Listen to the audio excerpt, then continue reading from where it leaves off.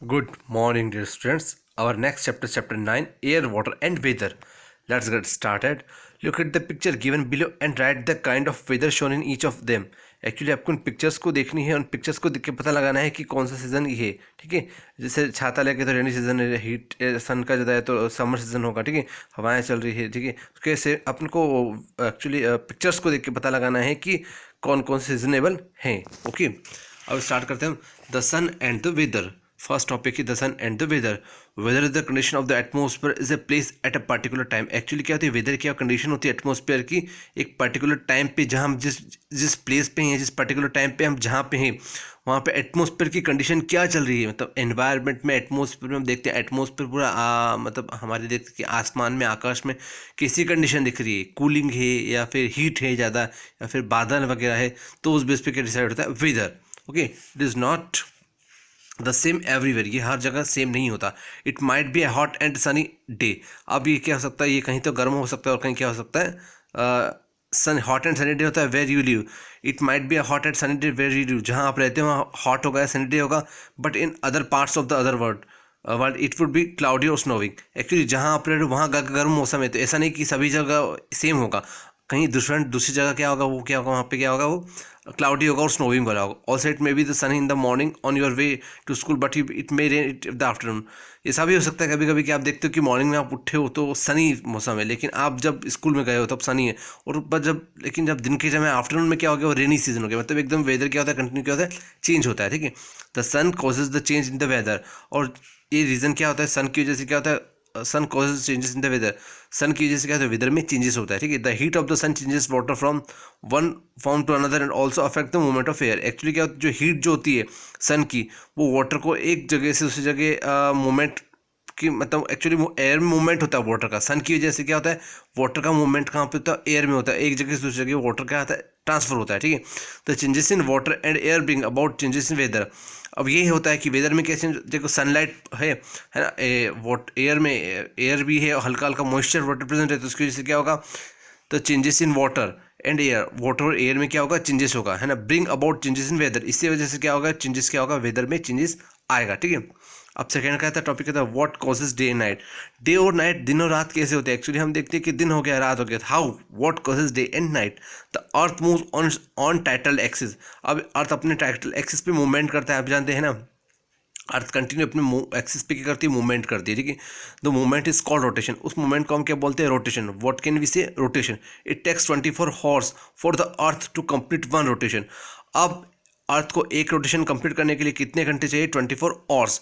Eight any given time the part of the earth that faces the sun receives light and दस has day. ठीक है, आप ये देखेंगे एट किसी गिवन टाइम पे the part of the earth that faces the sun, वो earth का पार्ट जो कंटिन्यू, देखो आप ये देख सकते हैं इसमें जगह जो सन का वो पार्ट, अर्थ का वो पार्ट जिस पे कंटिन्यू क्या हो रही है, सन के थ्रू क्या हो रही है, सनलाइट उस अर्थ के पार्ट पे गिर रही है, वही लिखा है. ठीक है, it takes 24 hours earth to complete one rotation. पहली बात तो एक रोटेशन अर्थ अपना कंप्लीट कितने आवर्स में करता है, 24 आवर्स में. It any given time the part of the earth that faces the sun receives light and दस has day.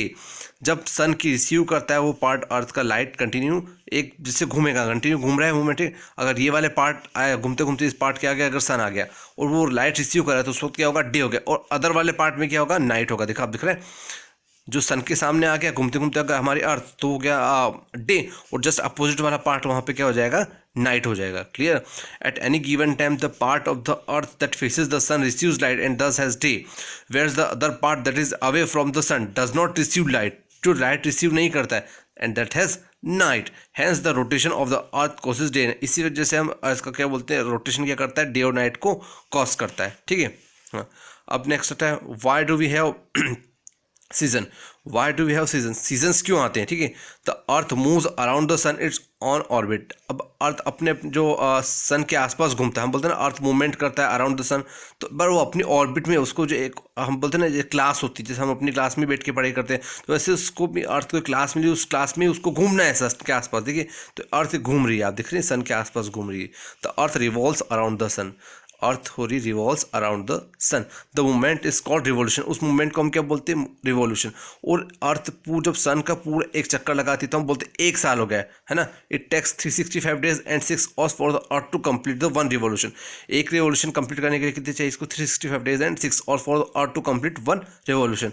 As the earth is the tilted on its axis, the portion of the earth facing the sun has longer and warmer days. ठीक है, हम देखते हैं अगर अर्थ इस title अपनी axis पे है, the portion of the earth facing the sun, अगर अर्थ का पोर्शन अगर सन को फेस कर रहा है ना, तो sun has longer and warmer days. उस वक्त क्या होगा, बहुत लंबे और गर्म दिन होंगे अगर डायरेक्ट सन आ रहा है तो। ठीक है, हमने पढ़ा था है ना, अगर अर्थ के सामने अगर डायरेक्ट सन आता है लॉन्गर डेज होंगे। ठीक है, सो द पोर्शन है समर सीजन, वो पोर्शन कौन सा होगा, समर, गर्मी के दिन होंगे, कौन से, समर सीजन। ठीक है, the portion of the earth away from the sun has cooler and shorter days.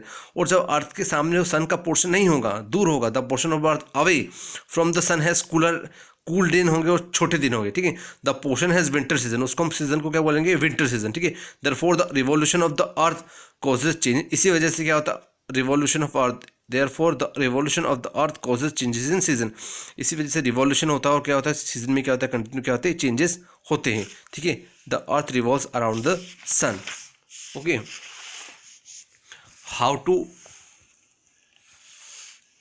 Winds blow, हवाएं कैसे चलती है आप देख सकते हैं। ठीक है, due to the round shape of the earth, हम देखते हैं कि अर्थ का कैसा है, राउंड शेप पे। Sun rays don't fall evenly at all places. ठीक है, राउंड शेप होने की वजह से सन रेज क्या होती है, पूरे अर्थ पे एक जैसी सनरेज नहीं गिरती है। When a part of the earth surface gets heated up, जब अर्थ का कोई पार्ट बहुत गर्म हो जाता है, the air blow it becomes warm.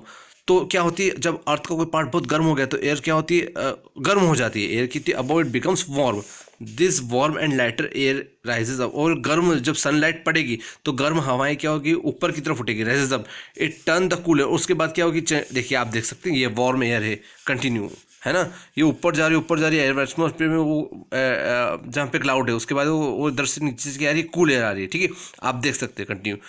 Due to the round shape of the earth, sun rays don't fall evenly at all places. When a part of the earth surface gets heated up, उसको heat किया जाता है, the air above it becomes warm.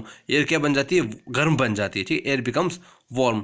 This warm and lighter air rises up, rises ऊपर उठ की तरफ उठती है ना, गर्म हवाएं ऊपर की। It in turn the cool air, और ऊपर उठ के काय में कन्वर्ट होती है फिर कूल एयर में। ठीक है, नीचे यहाँ से क्लाउड की वजह से, which is heavier. Cool air actually क्या हो जाती है, हैवियर हो जाती है। Comes to it take in the place, जब वो अपने प्लेस पे आते, comes in to take the place. ठीक है, अपने प्लेस पे आते। The leads to the continuous movement of air constant movements, इसी वजह से कंटिन्यू कहते हैं वॉर में जाती है, फिर वापस कन्वर्ट होती है कोल्ड एयर में। तो the leads to the continuous movement of the air that causes winds, इसी वजह से कंटिन्यू एयर का मूवमेंट क्या बनाता है, हवाएं, वाइंड्स। वही हम उसको मतलब एक्चुअली हमें बोलते हैं कि पूरी हवाओं का पूरा रुख बना है, तो हम उसको क्या बोलेंगे, the leads to the continuous movement of air that causes winds. ठीक है, okay, movement of air, continue क्या हो रहा है, movement of air. Okay class, will continue next lecture.